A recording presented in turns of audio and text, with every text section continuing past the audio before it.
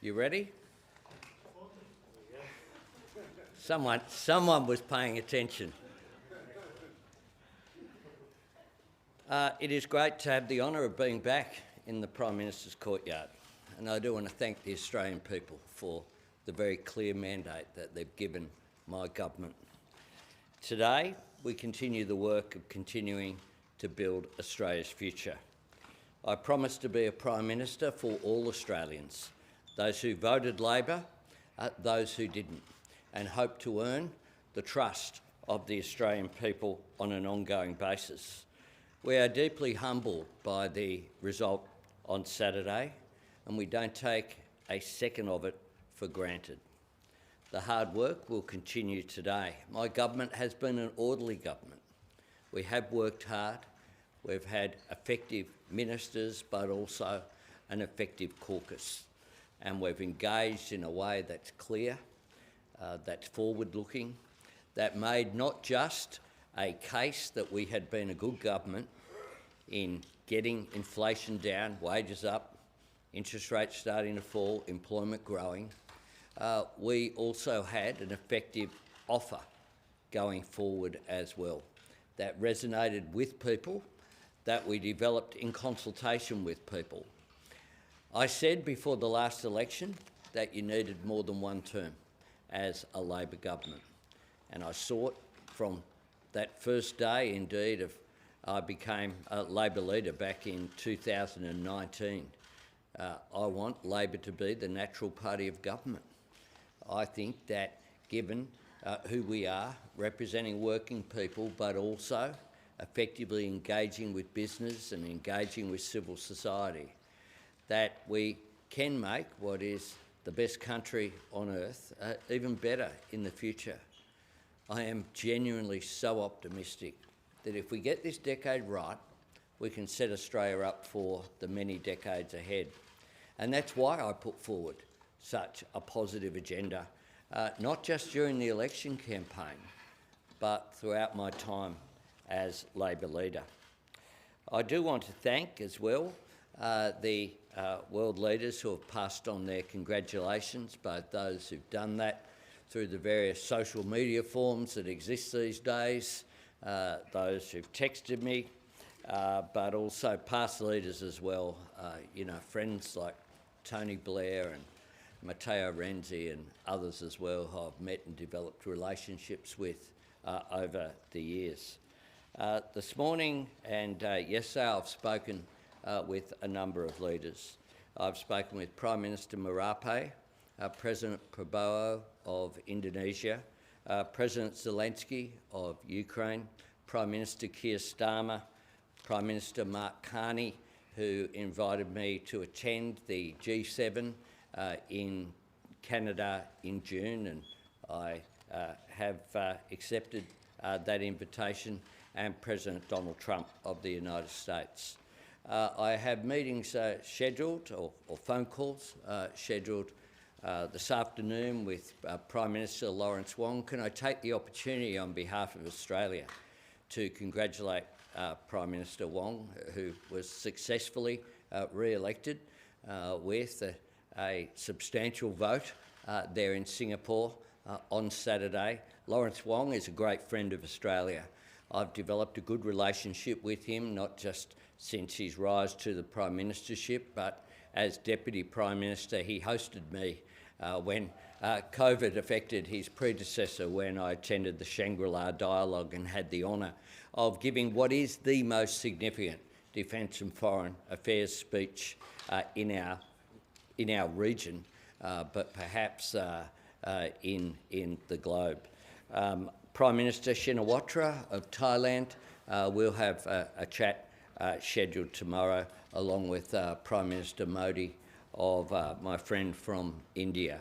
We'll continue to schedule. That will be a bit of a focus over the next couple of days, as well as receiving briefings on Prime Minister and Cabinet. I had a briefing from the Treasury Secretary during the election campaign about the state of the economy going forward as well.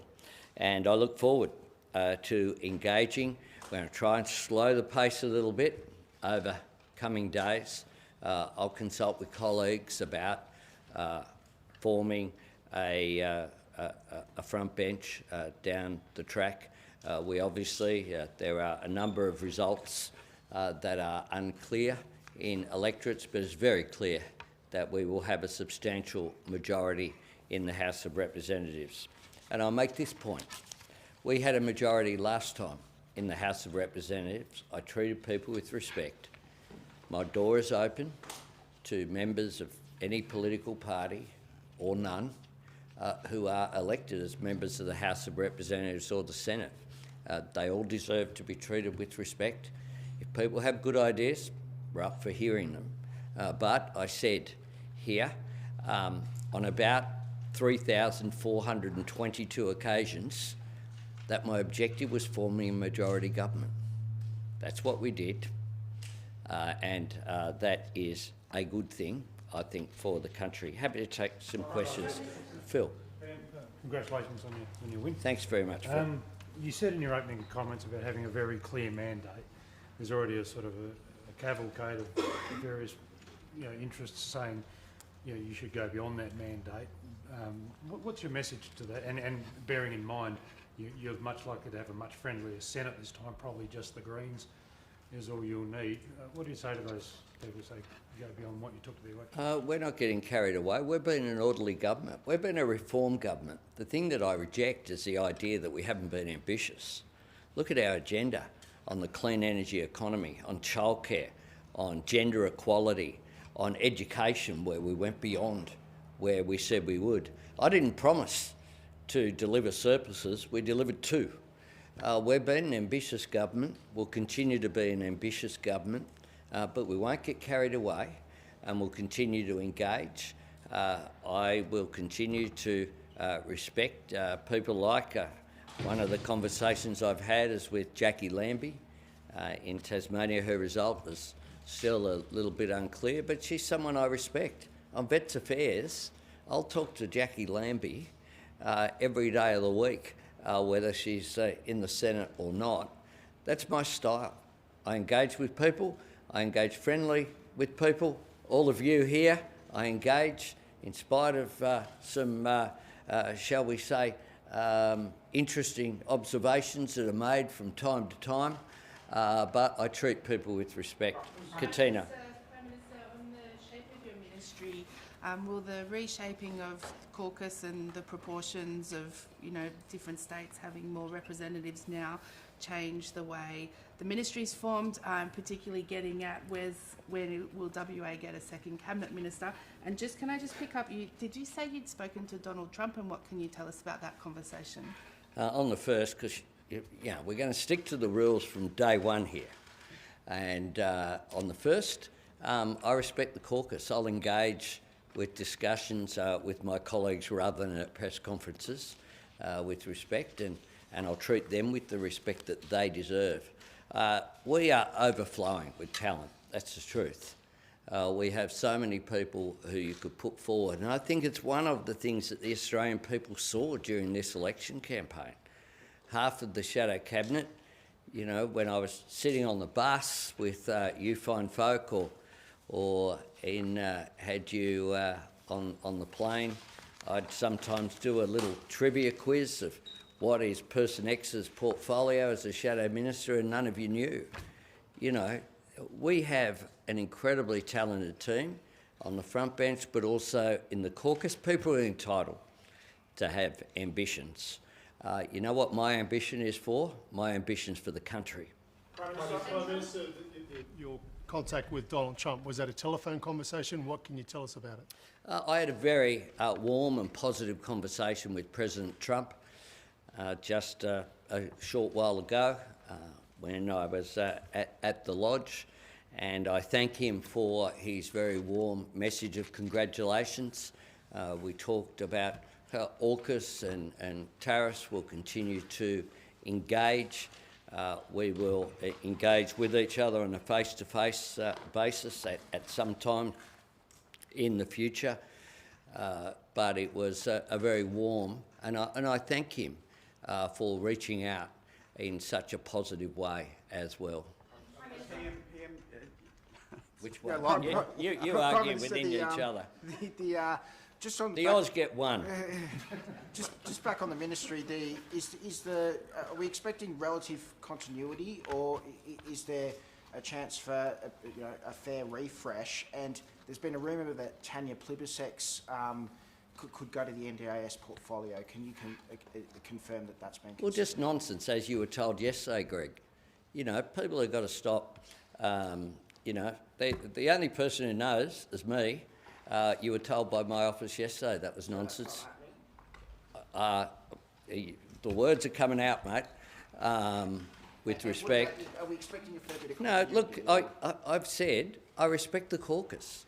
I respect the caucus.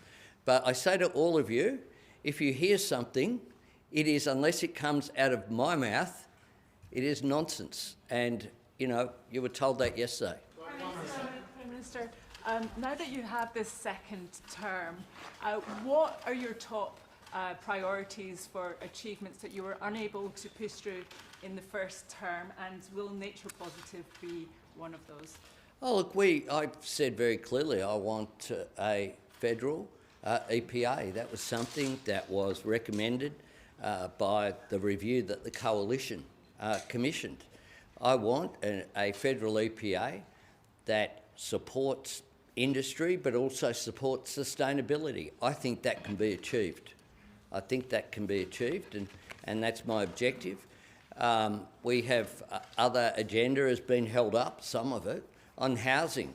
We have an ambitious challenge to build housing. I note that both the Coalition and the Greens housing spokespeople won't be in the Parliament. I think part of the reason why they're not in the Parliament is that they held up public housing. They held up emergency housing for women and children escaping violence. They held up our build to rent scheme. They held up our help to buy scheme.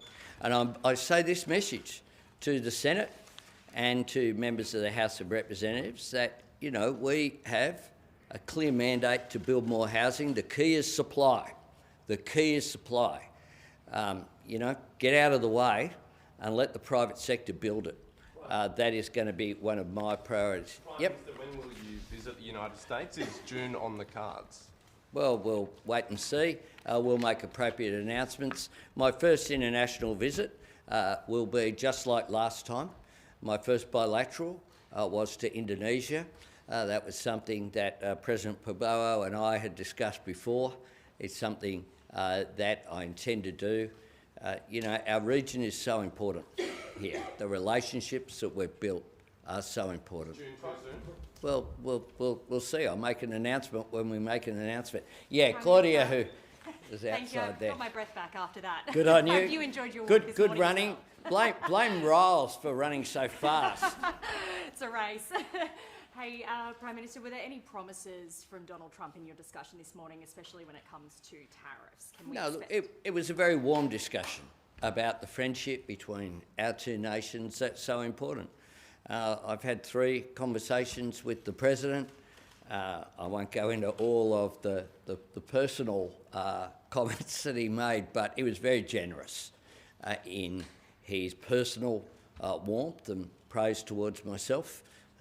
He was fully aware of the outcome, and he expressed the desire to continue to work with me in the future. Prime Minister, once you've sorted out the front bench and everyone's been sworn in, when it comes to legislation and policy, what is the first item on the agenda for you? 20% cut in student debt, as I promised. Prime Minister, you talk about the government's ambition. Given the size of the mandate that you've just won from voters, are you tempted to consider things like changes to the tax or superannuation systems? Look, we're not getting ahead of ourselves. I didn't get ahead of myself. In the last 3 years, we had a clear mandate to govern. We had a lot to turn around. Can I make this point? One of the things that will make this term, I think, satisfying and raises the prospect of further progress rather than protest is the fact that the bureaucracy had been gutted. The immigration system was just a mess. Veterans Affairs, how is it the 42,000 people who had served our nation in uniform weren't getting the entitlements that they had earned. You know, the robo-debt debacle, aged care, the crisis that we inherited, summarised in one word, neglect. You know, we've done a lot of work, and I think, you know, we had a positive agenda that we were elected on. We had a positive agenda we've been re-elected on, a forward offer, and I made that very clear. You know, this election was about three things. The opposition leader a few days ago continued to say it was about the past. Elections are never about the past. That's an element, but what people want to know is what you're going to do for the future. That is one of the lessons that I learnt in about 1983. Prime Minister, one of the things that you've mentioned is the HEX debt change as the priority. What's your thinking at this point about when Parliament would come back to make that happen? Do you need Parliament before June 30, for instance, because there's obviously going to be a change in the Senate after that date? No, I am very confident that we have a mandate for that. We can't have been clearer. I think if the Senate gets in the way of that, then they'll receive the same response that the housing spokespeople for the Liberal Party and the Greens got on Saturday. Prime Minister, thank you. Just really quickly, the New Zealand. Did you mention New Zealand in your list of Oh, calls? sorry, I did speak to... but that's not my main question. I did speak to... Because I mean, who cares? Can I make this point out? I don't want Christopher Luxon to think that I left him off. It was pretty early yesterday morning, I've got to say, that I spoke with Prime Minister Luxon.